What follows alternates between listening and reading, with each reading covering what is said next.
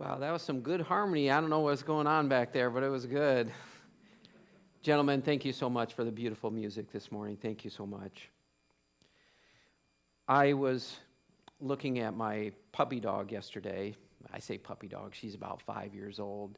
And one of the things I discovered about collies is being herding animals, they actually use their eyes a lot to communicate to the animals. That's how they steer them and direct them. We didn't know that at the time, but when we got her, she was a rescue. She had a lot of fears, but as she moved through those, she began to allow us to just look into her eyes at long periods of time.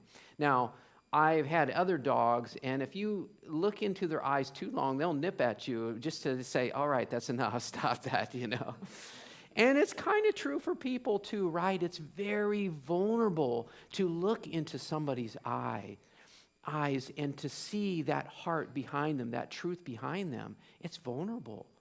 But I found myself looking into my puppy's eyes yesterday, and she just held that gaze. And I thought, man, what an incredible gift to just have another being looking back at you, just allowing you to share that love. And of course, the beautiful thing about dogs is you don't have to worry about what they're going to think or what they're going to say because you know the love is fully there. And the more you practice that with people, if you have a partner, just get in this straddle position and just look into each other's eyes and just see where that will take you. It might bring up laughter at first because there's an uncomfortableness with it. It might bring up tears. When my wife and I did that, we did it for, maybe 10, 15 minutes, which is a long time. We had to move past the giggliness, because there was that certain defense mechanism of being vulnerable. And we had to just move through all of that to get to this place of just being with each other. And to me, this is what God offers us. But it's just the question of really whether we're willing to go there or not. The title of the talk today is Blending Christianity with New Thought. My wife considers herself a Christian. She goes to a Christian church. I'd say a very open-minded Christian church. Kensington, it's a huge congregation where they literally are probably speaking to 2,000 people for the first service, and then also, I don't know how many they get for the other 4, but it's big. And they get some wonderful, fantastic speakers, some of the people that I've really learned a lot from, because what I've seen is there's this beautiful humility that they have of just allowing God to speak through them. And it's been such an incredible teaching for me once I got past all my judgments of all the Christians. The truth is, I know probably everybody, or at least most everybody in this room, has had experiences where somebody's trying to shove Christianity down your throat. And for me, I was raised up Baptist, with all the guilt and the shame and hell and all that kind of thing. Baptist wasn't the only ones. Of course, I hear a lot of people say I'm a Reformed Catholic as well.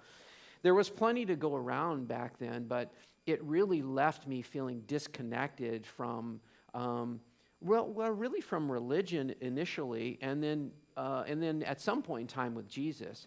But I went through a period of just like pushing it away. I was never atheist, but I'm like, all right, God, if you exist, I'm open for you coming, but I'm really not interested unless you did. And so I began on this journey and eventually found somebody that channeled Jesus. I don't know how you feel about channeling, and it's okay if you like it or don't like it. What I know to have experienced with her is this beautiful connection with Jesus, with love, with surrender. We did a lot of surrender work. We did yoga amidst meditations, and she would channel Jesus. And what it looked like to me, what it felt like to me, was just this unbelievable love that came through.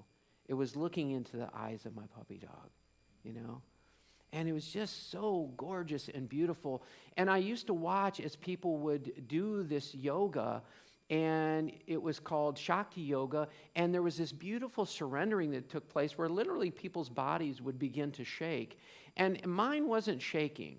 Maybe because I was holding on to too much, resisting it. I don't know why, but I'm like, is this for real, or are they just kind of, doing that just for, pretending or whatever? I didn't know.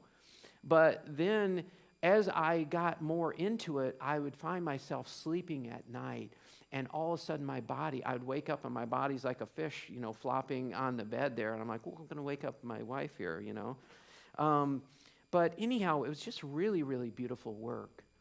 And so then I got to a point where a friend of mine who's incredibly intuitive and was my mentor for many years, he said to me, you have a small window of opportunity here, and that is to give your life over to God.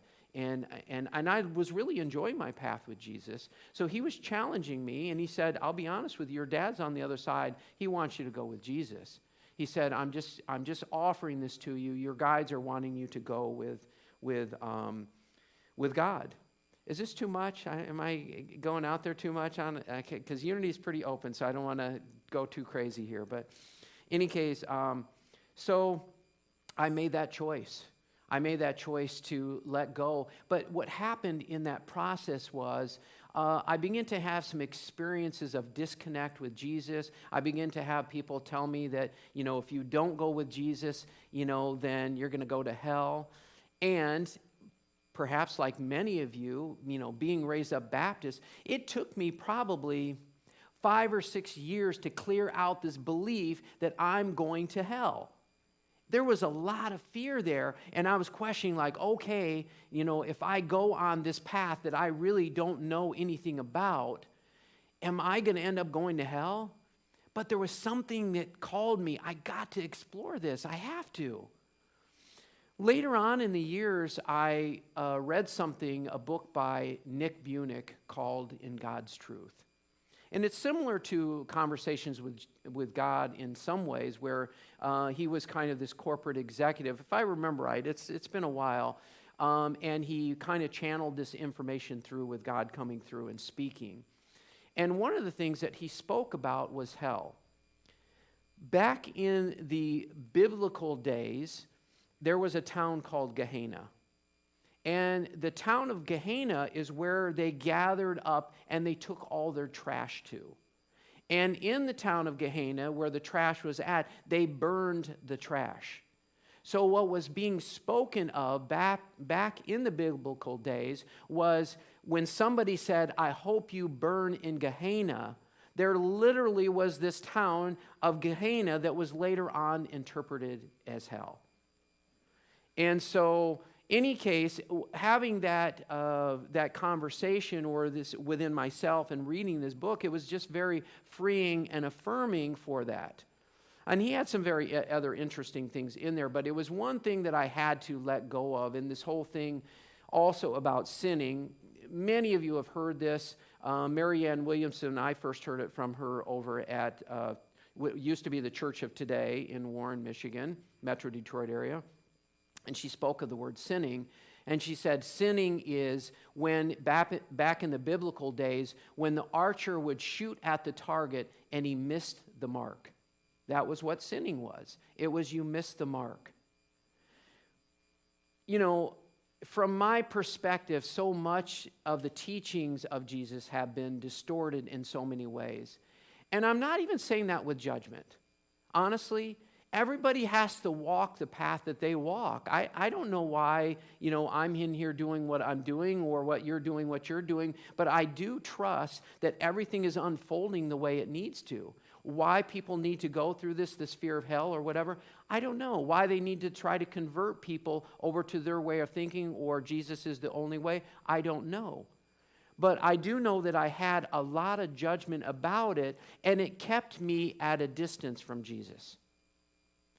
And it wasn't that long ago. I mean, as I continue to let go of my judgments, and fortunately, because I'm married to somebody that is an open-minded Christian, I was able to really see some of her approaches and let go, as well as she was able to see some of mine and let go. So it's been this beautiful gift, this dance. So what came up for me recently is I was noticing the two different approaches between Christianity and New Thought. When I would go to Kensington Church, they would talk about how broken we are.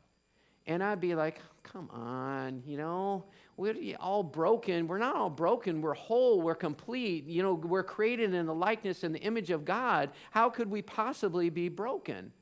So that was kind of my New Thought approach, that we're already whole and complete. And on a New Thought perspective, there's this affirmations that I'm whole, I am complete, I am good, and doggone it, I'm a whole, healthy person, And I say that a little bit in jest because what I've learned about affirmations. I'm not. Some of you may use them, and it's perfectly fine. But what I've discovered because of my Ashaya Ascension meditation is, we used affirmations that would engage both the right and the left hemisphere of the brain, because on one side, your intuitive side, hears an affirmation and says, that sounds good.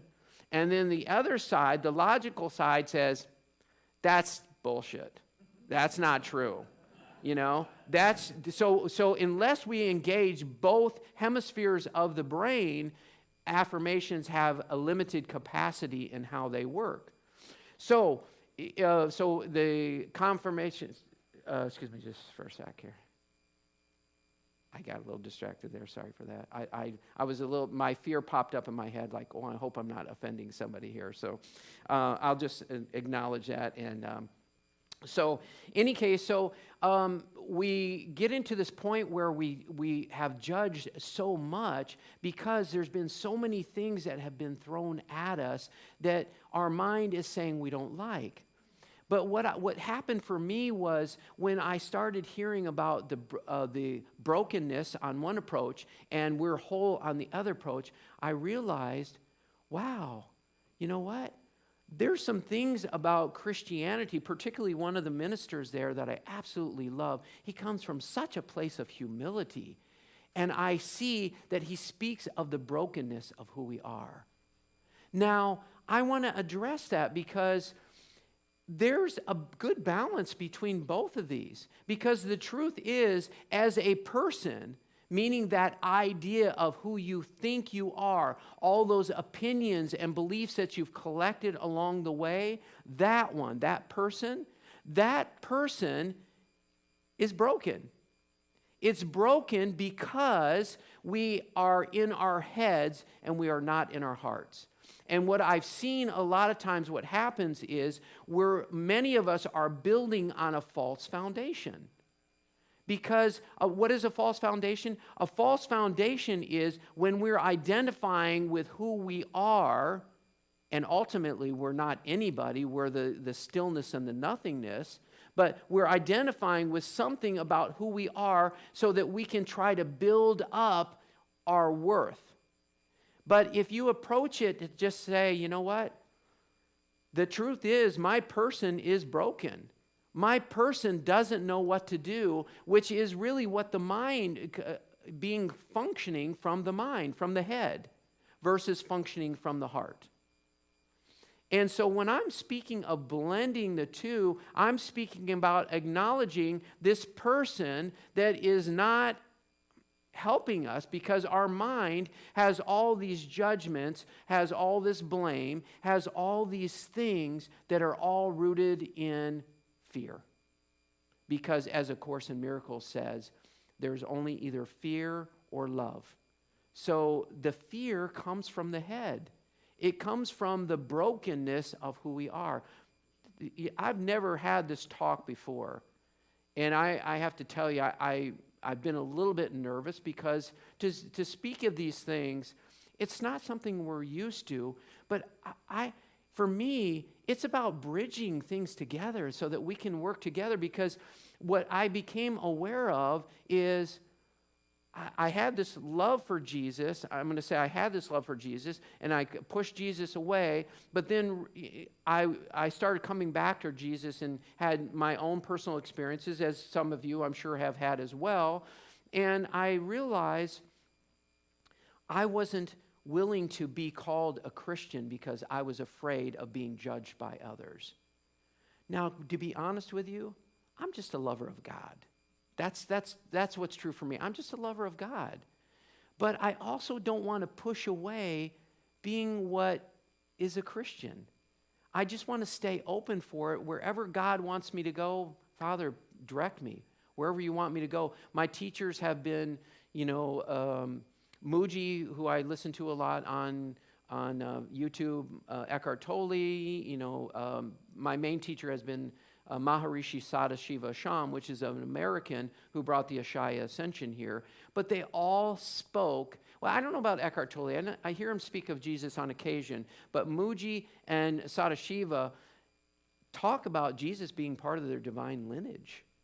It's all a part of their teachings that they were gifted with. And so I asked myself, well, if they're getting, their divine lineage through Jesus, why wouldn't I want to go directly to Jesus? But then I think, well, where did Jesus get it from? He got it from God. I just don't want to make any of it bad or wrong. I feel like we've separated ourselves. We've divided ourselves in so many ways. And really, I'm hoping that there is a gap that is being bridged between the beauty of Christianity and coming from a foundation of being brokenness, but allowing Jesus, and that's because that's usually their go-to, although they might say, Jesus is God. That's fine. But allowing Jesus and or God to build them up from the bottom and not building a false foundation, and it's beautiful. And what I've learned is, if you're in Jesus' hands, you're in good hands. You're in good hands. So it took me a while to get there, but I feel really grateful that I did. I also want to acknowledge, I would say, being part of the New Thought movement, certainly I've been a part of that. I probably am more, I probably relate to Hindu teachings more than I do anything. Just reading a bit out of the Bhagavad Gita is absolutely gorgeous and speaks of so many things that I didn't know. I didn't read that book, but I speak of things that I see are what the Bhagavad Gita speaks of. And I really enjoy it a lot. It really doesn't matter. If, I attend an interfaith church in Ann Arbor, and really what we say is, if something will lead us to the truth, if something will lead us to love, if something will lead us to peace and joy and God, we're in. We want to check it out. And so that's kind of what this whole path has been for me.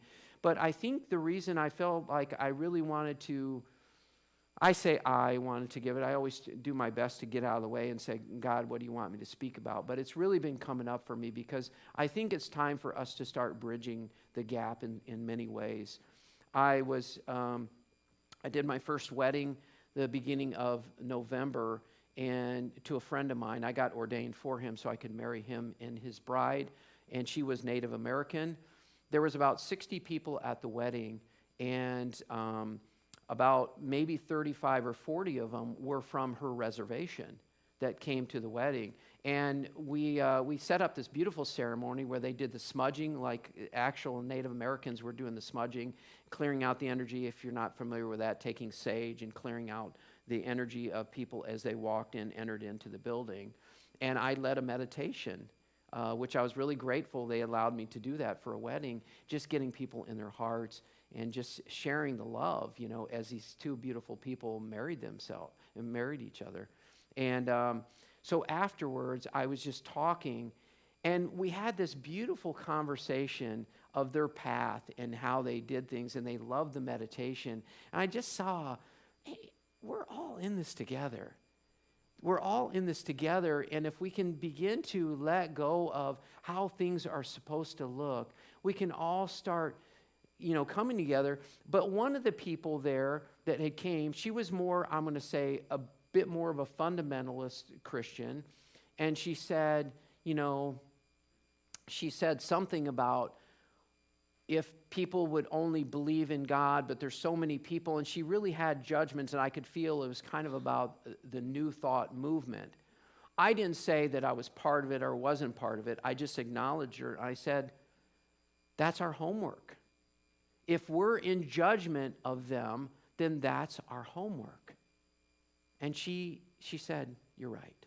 You're right.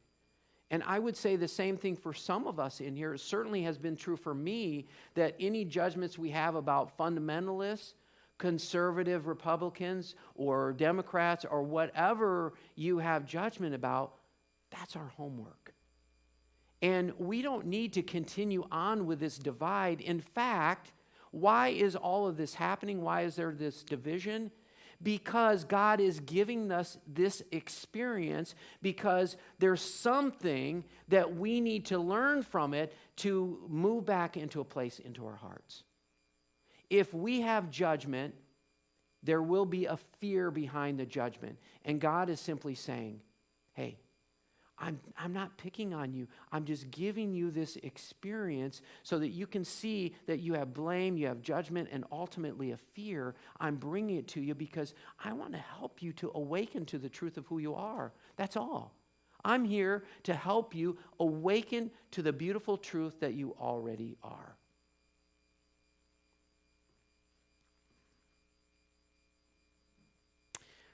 I think I'm going to leave it there, but I don't normally do this, but I just want to ask, is there any questions about any of this? I mean that. Just feel free to ask if you want to. Or if you say this is hogwash, I'm okay with that too. I'm not here to convince anybody. I'm just here to share my path, my experiences, and if it resonates with you, try it on, see if it fits. But I do feel that if we're truly going to awaken to the truth of who we are, we have to begin to let go of our judgments and our fears. And as we begin to recognize, oh, okay, there's a judgment. Thank you. Thank you, God, for bringing that to me. Let me let that go, and let me just come back to the moment here. Keep practicing that, and it'll keep leading you back home to who you are, because the truth is who you are. The person is broken, and the truth of who you are is whole and complete, just as you are. Namaste.